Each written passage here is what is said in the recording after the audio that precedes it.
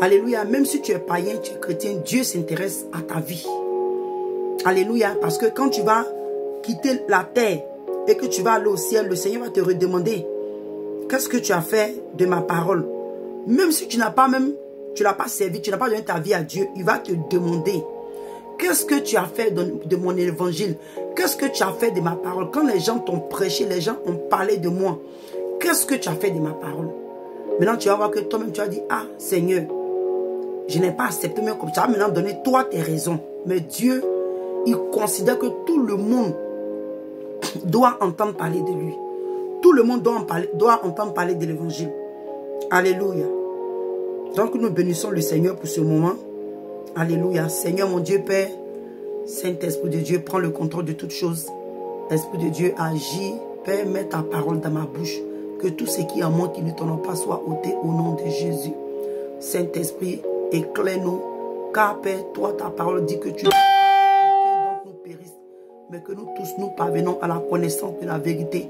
Merci Seigneur de ce que toi aussi tu te soucies Père des païens. Merci Seigneur de ce que tu fais toutes choses. Alléluia, que la gloire te revienne. Merci Seigneur pour ton amour infini. Merci, que la gloire te revienne. Au nom de Jésus. Amen. Amen. Alléluia. Ok. Donc bien aimé, excusez-moi, j'étais en train de dire que nous allons parler un peu de la situation qui se passe sur la toile. Alléluia. Sur la toile, il y a... Nous avons le ministre, parce que j'entendais les gens dire, oh, c'est vrai, je ne suis pas venu pour parler politique. Hein. Moi, comme je dis là, si vous avez l'habitude de nous suivre, vous allez voir ce que nous faisons dans nos habitudes. On ne s'est jamais venu arrêter sur la toile ici pour insulter un politicien ivoirien, quand bien même que ce qu'ils font n'est pas bien aux yeux de Dieu, parce que nous savons que le combat que nous sommes en train de combattre, il n'est pas charnel. Alléluia, il n'est pas charnel, il est spirituel. Donc on ne peut pas prendre, alléluia, la chair pour combattre le spirituel. Donc en tant que des servantes et des enfants de l'Éternel, c'est eux qui ont été mandatés pour l'œuvre de Dieu, nous faisons notre part. Alléluia, nous faisons notre part. Parce que, alléluia, nous ne sommes pas là pour condamner. Nous ne sommes pas là pour juger. Nous ne sommes pas là pour déclarer des choses négatives sur la vie des êtres humains que le Seigneur a rachetés à la croix de Golgotha. Alléluia. Donc, comme je disais, je dis que je vis encore en ce moment. Je vais faire un effort bien aimé. Je ne vais pas durer. Je ne vais réellement pas durer. Donc, je vais aller un peu rapidement. On va aller dans le livre de Jean.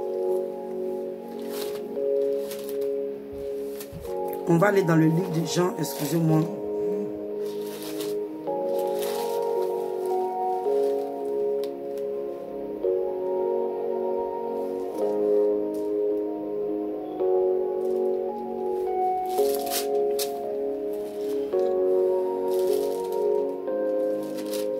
Non, ce que même, excusez-moi, ce que même je veux qu'on lise d'abord.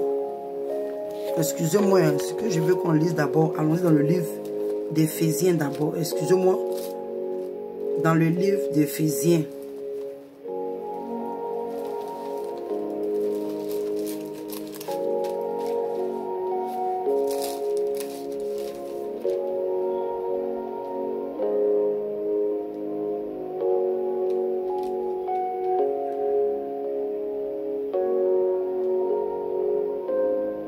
Il dit que,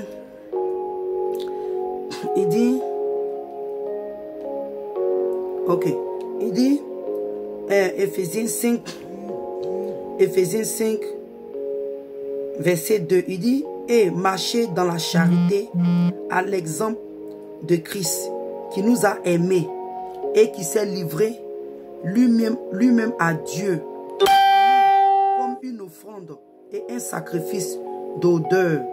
Alléluia. Ici, il dit que toi et moi qui sommes chrétiens, d'abord, nous devons marcher. Alléluia. Nous devons marcher dans la charité de l'exemple du Seigneur Jésus. Quand le Seigneur Jésus est venu sur la terre ici, il a aimé tout le monde. Le Seigneur même, on l'avait même accusé d'être un faux prophète parce qu'on le voyait. C'est pas qu'il buvait ou il faisait les choses que les gens du monde faisaient. Bien-aimé, si tu as l'habitude de lire la Bible, la parole de Dieu te dit que toi et moi, le Seigneur Jésus n'a péché, il n'a commis aucun péché. Alléluia, il n'a commis aucun péché. Mais cela n'a pas empêché Dieu, je veux dire le Seigneur Jésus, cela n'a pas empêché le Seigneur Jésus de se rapprocher des gens de mauvaise vie. De mauvaise vie. Et aujourd'hui, ce qui me fait de la peine, le mal est tellement rentré dans le cœur de l'homme.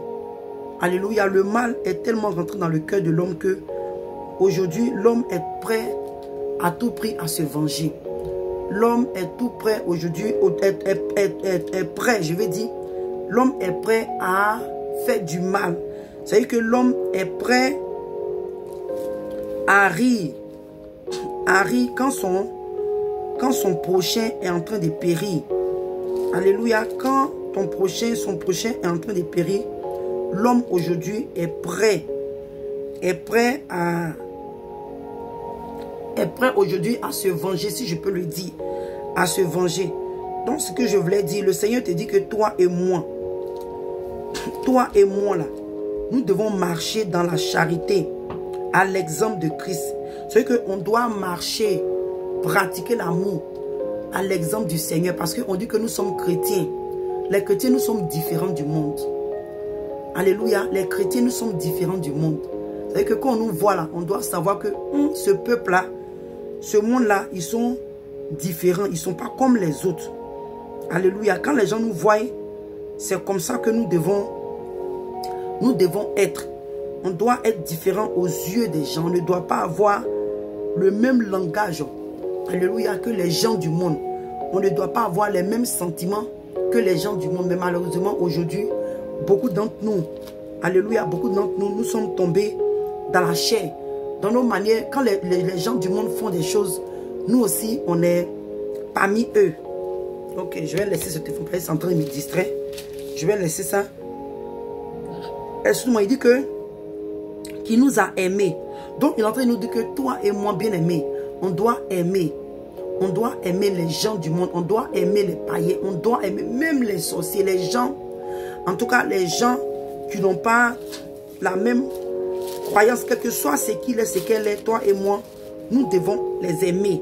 On doit manifester la charité, on doit manifester l'amour de Jésus. Alléluia. Alléluia. Il dit que celui-là qui nous aimait, qui s'est livré pour lui-même, qui s'est livré lui-même à Dieu, pour nous comme une offrande et un sacrifice de bonne odeur. Alléluia. Maintenant, on va aller dans le livre. Ça, c'était maintenant dans le livre de 2 Timothée. 2 Timothée 2.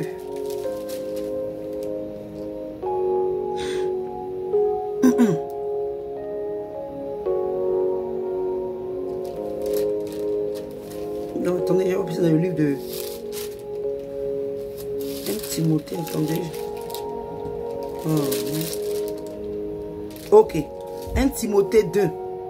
1 Timothée 2, verset 1. Il dit que j'exhorte donc avant toute chose à faire des prières, des supplications, des requêtes, des actions de grâce pour tous les hommes, bien-aimés. Pour tous les hommes. Parce que je viens un peu m'adresser, comme j'ai dit, aux chrétiens et aux païens par rapport à la situation dans laquelle Ahmed Bakayoko se trouve aujourd'hui. Alléluia. Et vous allez dire, mais pourquoi est-ce qu'il y a eu d'autres qui sont morts? Pour les autres, en tout cas, nous, soit on n'a pas eu à cœur de faire une directe ou bien on ne savait pas. Mais toutefois que j'ai à cœur, quand c'est un politicien qui est dans le danger ou bien à quelque chose que le Seigneur m'emmène à parler dessus, soit je fais un post. Quand je n'ai pas fait une directe, je fais un post. Même comme je l'ai dit, tous les problèmes qui sont arrivés en Côte d'Ivoire, je ne me suis jamais venu m'asseoir comme ça, venir insulter le gouvernement en place. Si toi tu nous suis, tu sais que ce que je suis en train de dire, je ne suis pas en train de mentir. Parce que ce n'est pas ce que le Seigneur m'a demandé de faire, c'est pas ce que le Seigneur nous a appelé de faire. Moi, ce que le Seigneur m'a dit, de respecter, alléluia, nos autorités, de prier pour eux. Alléluia. Donc, ça ne veut pas dire que, comme ils sont nos autorités, ils vont faire ce qui est agréable à Dieu. C'est par nos prières que nos cœurs, leurs cœurs peuvent être changés. Le Seigneur dit qu'il a le cœur, alléluia, des rois entre ses mains. et il incline les cœurs des rois là où il veut.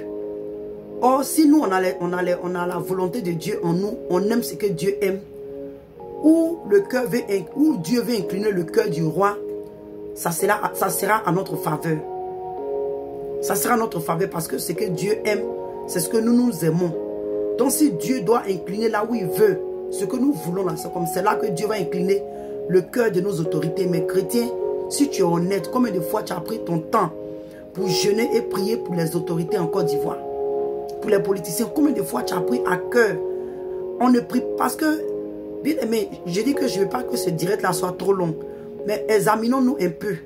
Depuis combien de fois tu as déjà même prié et jeûné pour dire Seigneur, change le cœur du président, change le cœur du ministre, change les cœurs, priez, jeûnez. Honnêtement, on n'a jamais fait ça. On a toujours réagi quand il y a un problème, quand il y a un danger, quand il y a la mort, les tueries, la guerre. Excusez-moi. C'est là que nous réagissons. Mais or, le Seigneur, s'il nous demande, il dit que des actions de grâce pour tous les hommes. Il n'a pas dit que seulement pour les païens ou bien seulement pour les chrétiens. Donc aujourd'hui, le cœur de l'homme est devenu tellement méchant, ça soit dans l'église ou hors de l'église. Et on a ce sentiment-là de vengeance en nous. C'est dommage. Et c'est notre manière de réagir là qui fait que nos combats durent. Côte d'Ivoire, ta manière d'agir, ta manière de faire là, c'est ce qui fait que tes combats durent. Ou soit tu es toujours défié dans tes combats. Dans tes combats. Parce que si on faisait ce que le Seigneur nous demandait, bien aimé, il y a des choses qui allaient passer comme ça. Mais au fur et à mesure que nous-mêmes nous changeons la position du combat, on pleure, on souffre. Parce que c'est nous qui changeons la position du combat. Alléluia. Et il dit que pour les rois et pour tous ceux qui sont élevés en dignité, le ministre, même si les gens reconnaissent que Dieu est en train de dire que ce gouvernement doit quitter en place. Ce gouvernement qui est en place doit quitter. En ce moment, il est en train de fonctionner comme un ministre. Alléluia. Donc, il est, comment je peux dire, il est élevé en dignité. Même si aujourd'hui il n'était plus premier ministre, il allait toujours gouverner quelque part. Bien aimé, le Seigneur a dit quelque part dans le livre d'Ésaïe, chrétien, l'homme même, c'est ce que je m'adresse aux chrétiens et aux païens. Parce que le Seigneur dit que toi et moi, ta manière de réfléchir, et puis moi, ma manière de réfléchir, il dit que ce n'est pas la même chose. C'est pourquoi toi et moi, on doit se convertir pour réfléchir comme Jésus. Parce que notre manière de réfléchir là, ce n'est pas comme lui. Il dit, pour les gens qui sont élevés en dignité, afin que nous menions une vie paisible et tranquille, en toute piété et honnêteté. Et le verset 3. Parce que s'il est fini de dire comme ça, on a dit, ah peut-être que, est-ce que Dieu approuve ça? Mais il dit, verset 3, il dit cela est agréable à Dieu. Bien aimé, est-ce que tu comprends? Quand la Bible dit que cela est agréable, c'est que ça réjouit le cœur de Dieu. Dieu aime ça. Donc le Seigneur veut que toi et moi, toi qui es la religieuse, toi le religieux, parce que oh Dieu, il y a des chrétiens qui sont des religieux. Je ne parle pas des sectes qui ne parlent pas de Jésus. Je parle même maintenant des chrétiens. Toi le religieux là, il dit que Dieu dit que c'est agréable pour lui que tous les hommes soient sauvés. Soient sauvés. Dieu là, il aime ça. Tu comprends? Il dit qu'il aime ça. Et le verset 4, il dit que celui à qui c'est agréable à Dieu, Jésus-Christ de Nazareth, il dit qu'il veut que tout homme soit sauvé et parvienne à la connaissance de la vérité.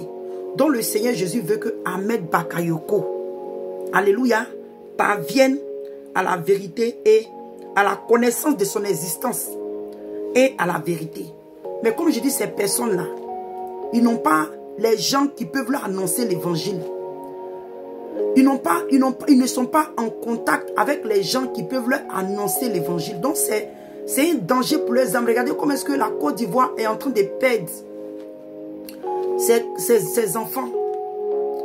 Regardez comment est-ce que les Ivoiriens, les cadres ivoiriens sont en train de mourir dans le milieu de la politique. Dans le milieu de la politique. Est-ce que Dieu est contre la politique? Non. Mais comme je l'ai dit la dernière fois, c'est le diable qui pervertit les voies de Dieu. Parce que s'il y a des ministres, il y a des gens qui sont élevés en dignité. Il y a les autorités que Dieu a établies. C'est que quelque part, Dieu, alléluia, n'a pas de problème avec la politique. Mais c'est de la manière que la politique se fait. C'est ce qui devient un problème. Parce que le diable est rentré dans la politique pour, comment on appelle ça, pervertir. Parce que quand il y a un pays, Dieu, c'est vu qu'il y a une hiérarchie, là, il y a le président, les ministres. On a vu au temps de l'Égypte, quand Dieu, alléluia, a élevé Joseph. Joseph était un gouverneur en Égypte. Alléluia. Joseph était un gouverneur en Égypte. Donc ne pensons pas que, est-ce qu'il a fait des politiques là, Dieu est dedans. Dieu est dedans. Mais c'est parce que ces choses-là sont mal faites. C'est pourquoi ça devient comme Dieu est contre. Alléluia. Dieu est contre. Dieu n'est pas contre. Shalom, maman, prophétesse Ken. Alléluia.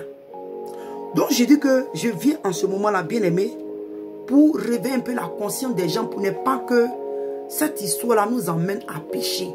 Parce que la dernière fois, j'ai parlé du péché de la langue.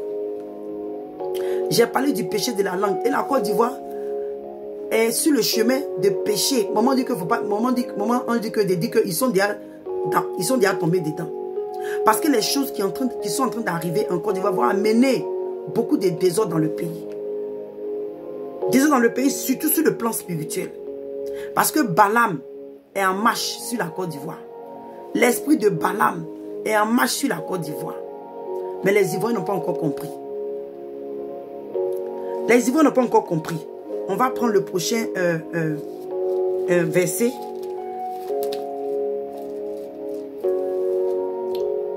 Le livre des Proverbes. Proverbe 24, verset 17. Il dit verset 17 dit que ne te réjouis pas de la chute de ton ennemi et que ton cœur ne soit pas dans l'allégresse quand il chancelle. Alléluia. Toi qui es chrétien, comme peut-être que ce que tu entends dans ce direct ne te va pas droit, que peut-être que tu pensais que j'allais venir m'asseoir pour insulter Ahmed Bakayoko, tu te trompes. Parce que moi, j'ai été éduqué. Le Seigneur Jésus a rééduqué ma vie. Il m'a rééduqué. Alléluia. Ce que je faisais autrefois, je ne fais plus. Donc si peut-être que tu penses que tu t'es connecté pendant 5 minutes et puis tu n'entends pas d'injures, tu te déconnectes, c'est bien pour toi. Mais moi, je vais faire ce que mon Seigneur, mon Dieu me demande, mon Père me demande. Il dit que toi et moi là, qu'on ne se réjouisse pas, alléluia, de la chute de notre ennemi. Toi et moi, qui représente notre ennemi? Qui représente notre ennemi? L'ennemi là, c'est lui qui est contre ta vie. C'est lui qui planifie les choses contre ta vie. Qui cherche même à te tuer. L'ennemi là, c'est lui qui cherche à te détruire. En tout cas, il ne veut rien de bien pour toi. Mais le même Dieu l'a dit que toi et moi là, quand cet ennemi là est en train de périr, en train de souffrir, toi et moi, il dit on ne doit pas se réjouir. Donc pose-toi la question. Pose-toi la question, pourquoi? Le Seigneur te dit que toi et moi, que quand notre ennemi, celui-là même qui veut ta mort, celui-là qui fait que ton pays est en guerre, celui-là même qui fait même que toi-même, ta famille, c'est-à-dire qu'il y a un bouleversement, il y a des gens qui ont été tués, décapités, tout ça. Je ne vais pas rentrer dans certains détails pour réveiller les plaies. Mais je dis, excusez-moi, on ne te parle d'ennemis.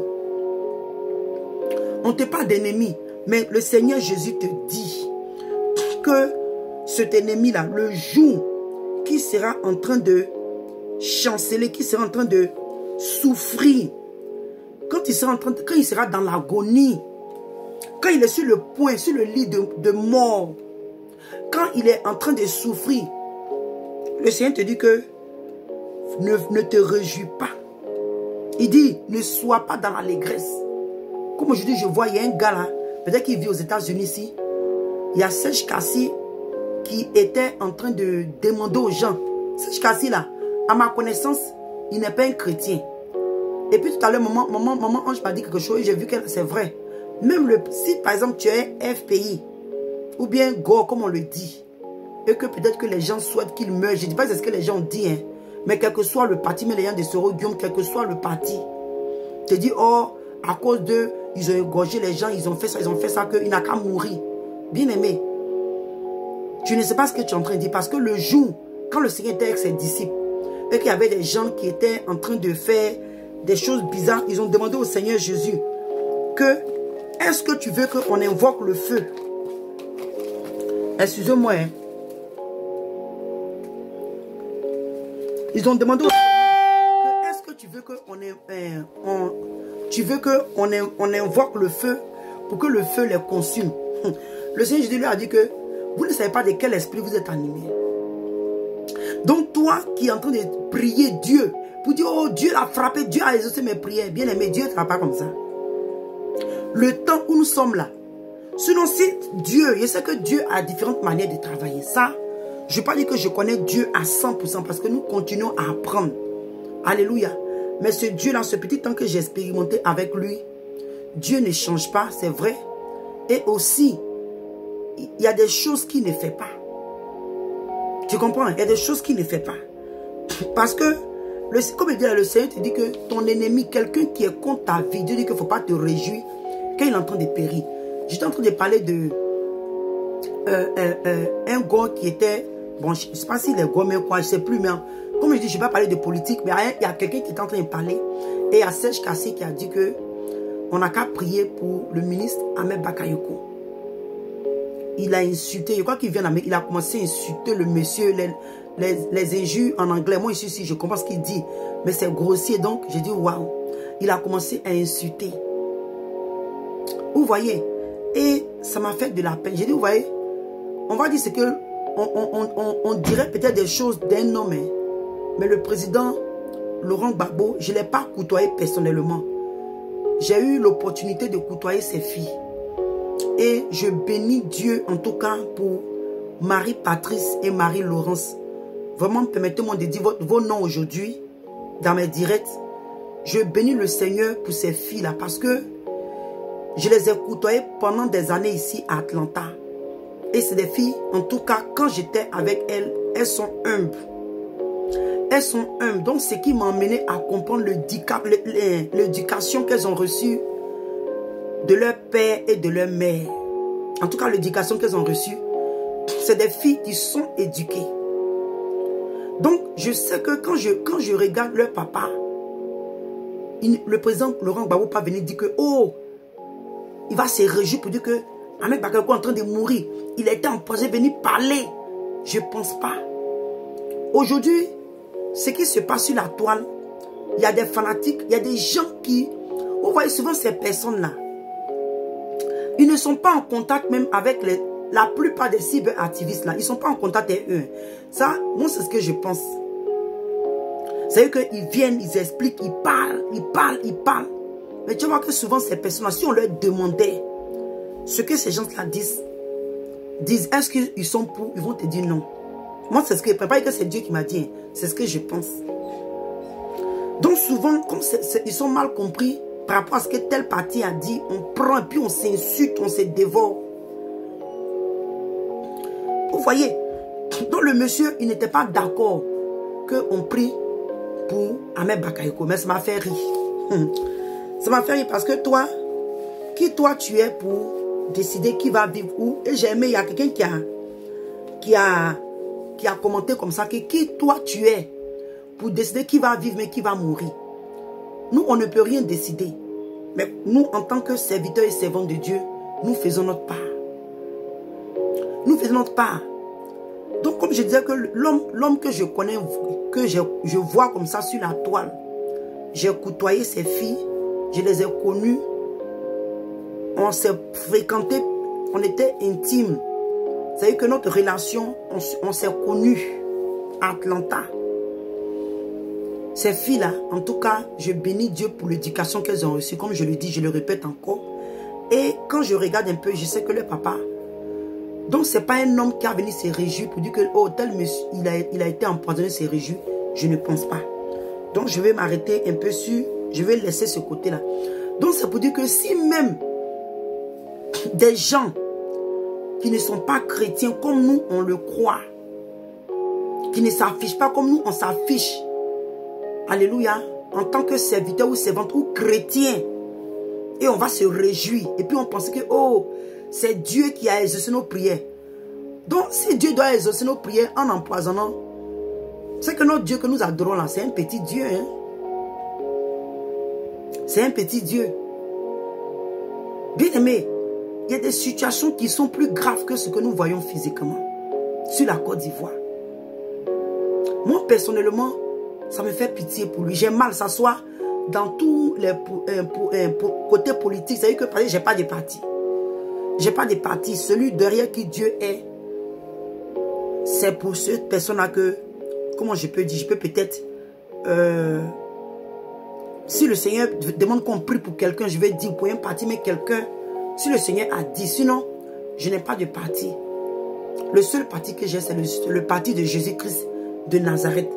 Donc, ce qu'il me demande de faire ou de dire, et ce que le Seigneur, le sentiment, ce que le Seigneur ressent, c'est ce que moi aussi je dois ressentir. Parce que en tant qu'enfant de Dieu, alléluia, je dois avoir les mêmes sentiments que mon Père. Je dois avoir. Donc il dit que toi et moi, bien aimé, qu'on ne doit pas se réjouir quand notre ennemi est dans la souffrance. Et ce qui m'a fait peur, quand j'ai lu ce verset-là, ce qui m'a fait peur, le verset 18, il dit que de peur que l'Éternel ne le voie, que cela ne lui plaise, ne lui déplaise. Je relis, il dit, faut pas te réjouir. Quand les gens que tu penses qu'ils ont tué, ils ont fait, ils sont en train de souffrir. On te dit que, ah, son enfant est malade, sa femme est malade. Il y a un danger. Et puis tu ris, toi un chrétien, même toi-même l'homme.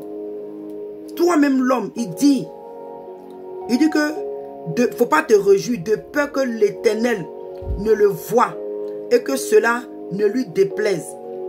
Et qu'il ne détourne de lui sa colère. Parce qu'il y a des choses, Dieu va faire sur la Côte d'Ivoire. Ça, il n'y a pas de doute. Mais bien aimé, nous, en tant que chrétiens, en tant que les enfants de Dieu, en tant qu'êtres humains, même dans le monde, on dit, moi j'entends, je vois souvent sur la toile, quelqu'un qui dit, ah, même on ne se réjouit pas du malheur de quelqu'un. Il y a des gens, tu les vois même là, tu sais qu'ils ne sont pas chrétiens. Ils ne sont pas chrétiens. Mais leur manière de parler te disent qu'on ne se réjouit pas du malheur de quelqu'un. Donc si dans le monde, les gens doivent comprendre qu'on ne se réjouit pas du mal de son ennemi, pourquoi pas l'Église? Pourquoi pas l'Église de comprendre ça? Pourquoi est-ce qu'on ne peut pas en parler? Parce que si les mondains, les païens, alléluia, disent qu'on ne doit pas se réjouir quand même ton ennemi est en train de souffrir.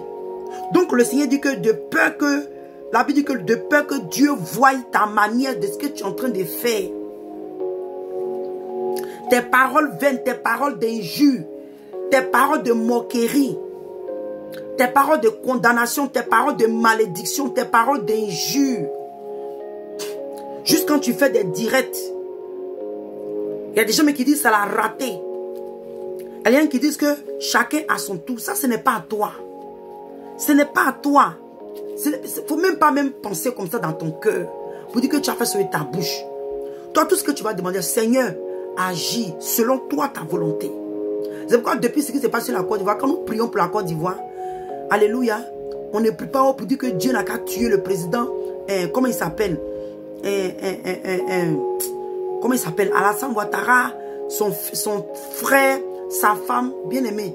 Ça ne sortira pas de ma bouche. Ça ne sortira pas de ma bouche. Si vous nous connaissez là, vous allez savoir qu'on ne fait pas ce genre de prières. Oh Dieu, tue-le, détruis-le. Oui, parce qu'il a fait découper des têtes. Oui, ça me fait mal, ces enfants qui sont morts. Surtout, s'ils sont morts sans connaître le Christ. Sans connaître le Seigneur Jésus-Christ de Nazareth. Sans accepter le Seigneur. Mais bien aimé, l'éducation que le Saint-Esprit m'a donnée ne me permet pas de me réjouir. Quand mon ennemi est en train de périr, au contraire, j'ai la compassion. J'ai la compassion. Ce qui est en train de se passer aujourd'hui, j'ai la compassion. Parce que bien aimé, vous savez pourquoi?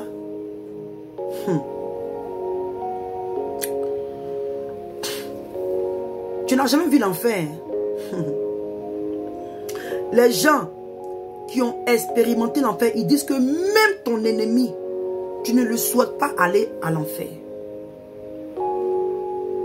Les gens qui ont eu l'opportunité d'aller visiter l'enfer, ils disent que même ton ennemi, tu ne lui souhaites pas l'enfer. Regardez, on voit ça un peu. C'est vrai que ces frères-là n'étaient pas ses ennemis.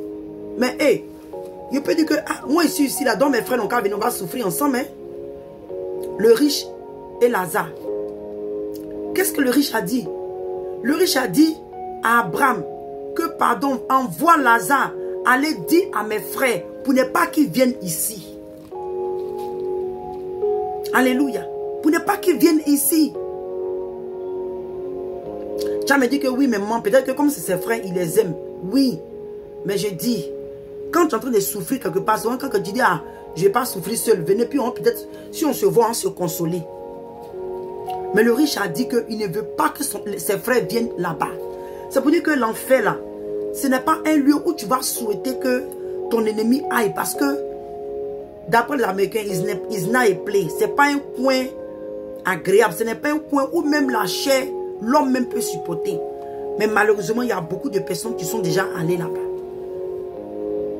Tu vois? Donc, il dit que cela ne déplaise. Ta manière de faire quand ton ennemi est en train de périr. Oui, tu n'aimes pas le ministre. Il a été empoisonné. On ne sait pas par qui. Toi, tu es contente. Ou bien tu es content. Bien aimé, on va revenir sur ce passage.